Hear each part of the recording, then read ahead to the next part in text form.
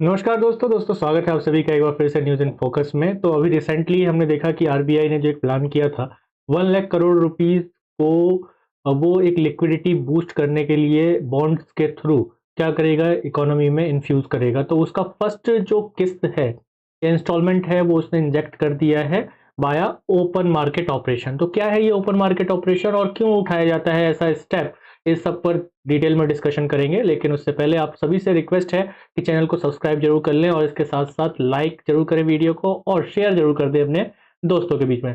तो चलिए स्टार्ट करते हैं, क्या है पूरा मामला। तो आरबीआई ने, रिजर्व बैंक ऑफ इंडिया ने ओपन मार्केट ऑपरेशन के थ्रू क्या किया है कि 1 लाख करोड़ का जो बॉन्ड्स हैं उनको परचेज किया है।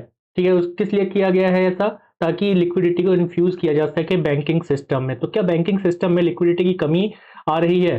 तो क्या होता है कि मार्च के समय में बहुत सारे लोग और बड़ी-बड़ी जो कंपनियां होती हैं वो एडवांस इनकम टैक्स पे करती हैं।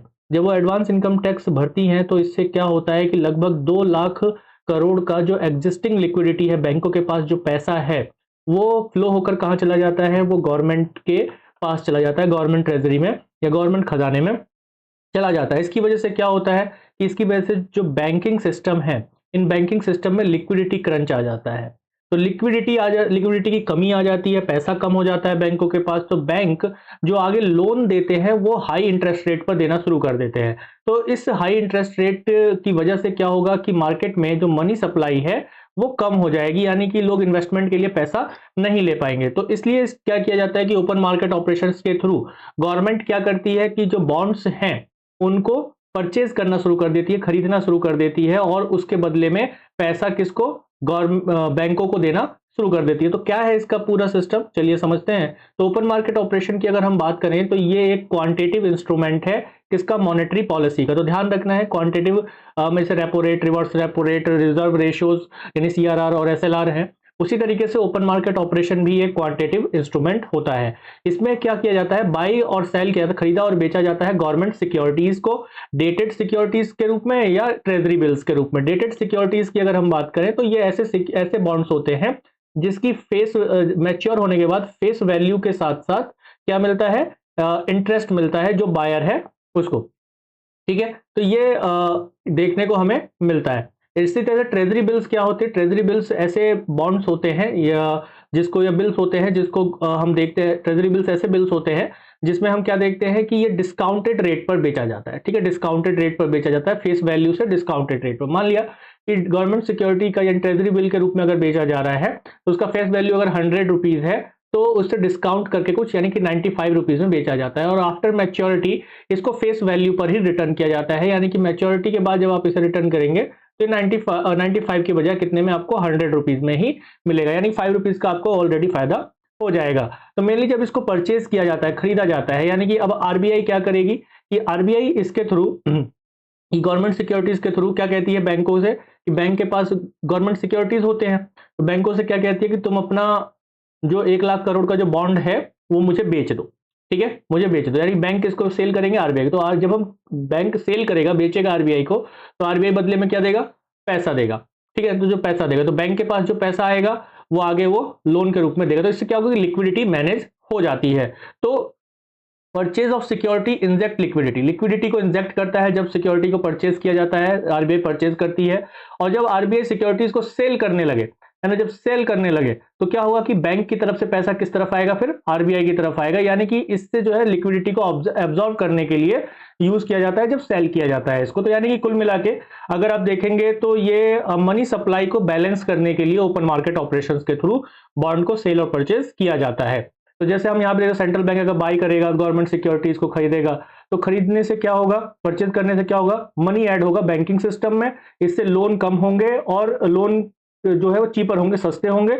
और इससे क्या होता है कि गवर्नमेंट जो है इकोनॉमिक ग्रोथ की ओर बढ़ती है, यानी कि जो देश है अपना इकोनॉमिक ग्रोथ करेगा ज्यादा से ज्यादा, क्योंकि लोन आएगा, इन्वेस्टमेंट होगा, इन्वेस्टमेंट होने से इकोनॉमिक ग्रोथ यानी कि प्रोडक्शन बढ़ेगा और जीडीपी आगे की तरफ बढ़ेगा। अगर सेंट्रल गवर्नमेंट क्या करती है? गवर्नमेंट सिक्योरिटीज को सेल कर देती है ना, बेचती है, तो क्या करेगी ये? To remove money from banking system से वो पैसा अपनी तरफ खींचना शुरू कर देती है। इससे क्या हो, ये तब किया जाता है जब मनी फ्लो ज़्यादा हो जाए और इन्फ्लेशन जो है कंट्रोल से बाहर जाने लगे। तो इससे क्या होगा कि लोन महंगे हो जाएंगे, तो लोग लोन लेना कम कर देंगे, यानी कि जो मार्केट है उसमें पैसा जो है वो कम जाएगा और इन्फ्लेशन कंट्रोल होने लगता है। तो ये पूरा एक प्रोसीजर होता है, इसी तरीके से जैसे एग्जीक्यूशन ऐसे किया जाता है, इन्हीं माध्यम से किया जाता है। तो ऑक्शन किया जाता है इसके लिए, या डायरेक्ट जो है मार्केट ऑपरेशंस के थ्रू ये किया जाता है। तो इंडिया में जो इसका एजुकेशन किया जाता है, इसको लाया जाता है, वो कैसे, ऑक्शंस के थ्रू, यानी कि हम देखेंगे कि नीलामी की जाती है या डायरेक्ट मार्केट में बेचा जाता है। जैसे जिसमें इसके पार्टिसिपेट्स अगर आप देखेंगे तो प्राइमरी डीलर्स हैं, कॉमर्शियल बैंक्स हैं, या अदर जो इसके लिए जो एलिजिबल पार्टिसिपेट्स है वो ये ले सकते हैं। और ये इलेक्ट्रॉनिक प्लेटफॉर्म के थ्रू भी लिया जा सकता है। जैसे ई कुबेर सिस्टम जो है, इस पर गवर्नमेंट सिक्योरिटीज को खरीदा और बेचा जाता है। इस सिस्टम से क्वेश्चन भी यूपीएससी ने प्रीवियस ईयर्स में बनाया हुआ है। तो बहुत इंपॉर्टेंट टॉपिक है। इसके ऑब्जेक्टिव्स की अगर हम बात करें तो ये किस लिए किया जाता है, एडजस्ट लिक्विडिटी, है ना, कि जो लिक्विडिटी है उसको एडजस्ट करने के लिए किया जाता है, बैंकिंग सिस्टम की कंडीशन को देखने के लिए और स्टेबलाइज करने के लिए short term rates of monetary policy transmission. तो कुल मिलाकर अगर आप देखेंगे तो जो इसका ऑब्जेक्टिव होता है कि लिक्विडिटी को बैलेंस करना, अगर ज्यादा हो गया है तो उसे अब्सॉर्ब किया जा सकता है, और अगर इकोनॉमी में लिक्विडिटी कम हो रही है तो उसमें इंजेक्ट करने के लिए ऐसा किया जाता है। तो ऑपरेशन का एम ओवरऑल अगर हम देखें तो manage inflation by observing access liquidity, liquidity जो ज्यादा हो रहा है इन्फ्लेशन की वजह से तो उसको एब्जॉर्ब कर लेना है। और अगर क्या हो रहा है कि ज्यादा पैसा नहीं है लोगों के पास, लिक्विडिटी कम हो गई है, मार्केट में डिमांड कम हो गई है, तो इसके थ्रू क्या किया जाता है, इन्फ्यूज किया जाता है लिक्विडिटी को। तो यहां तक ये सारी बातें एकदम से आप लोगों को क्लियर हो गई होगी। तो आप अगर देखेंगे यहां पर तो गवर्नमेंट ने या आरबीआई ने अभी रिसेंटली जो किया है वो क्या किया है कि टैक्स की वजह से जो 2 लाख करोड़ रुपया, ठीक है, टैक्स की वजह से जो 2 लाख करोड़ रुपया का जो इकोनॉमी से बाहर जाएगा, गवर्नमेंट के पास चला जाएगा, तो उसके लिए पहले ही उसने 1 लाख करोड़ रुपया क्या किया है, 1 लाख करोड़ रुपया 50-50 के 2 किस्तों में सिस्टम में डालने का फैसला किया है। ठीक है, तो ये सिस्टम हमें दिखाई देता है। तो ओपन मार्केट ऑपरेशन को अगर हम 2 रूपों में देख सकते हैं, एक होता है आउटराइट, यानी कि एक तरीके का ये परमानेंट परचेज होता है। परमानेंट परचेज यानी कि इसमें एक मैच्योरिटी पीरियड होता है।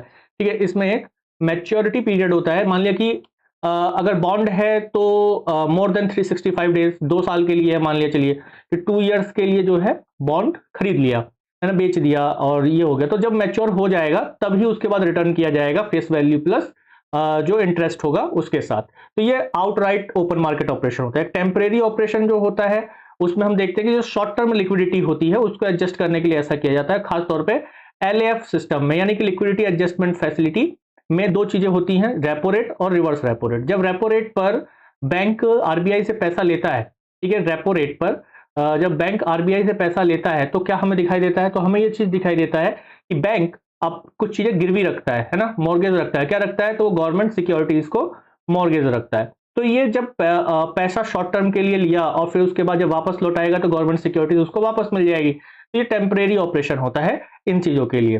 तो इसका अगर हम इंपॉर्टेंस को इस तरीके से समझे तो इसका इंपॉर्टेंस यही है कि जो सीआरआर और एसएलआर जैसे जो बड़े हथियार हैं, बड़े जो इंस्ट्रूमेंट हैं, टूल्स हैं आरबीआई के पास, उनको बिना छुए ही वो फाइन ट्यूनिंग के थ्रू क्या कर देता है कि मार्केट में जो ऑपरेशन, मार्केट में जो मनी सप्लाई है उसको कंट्रोल कर सकता है।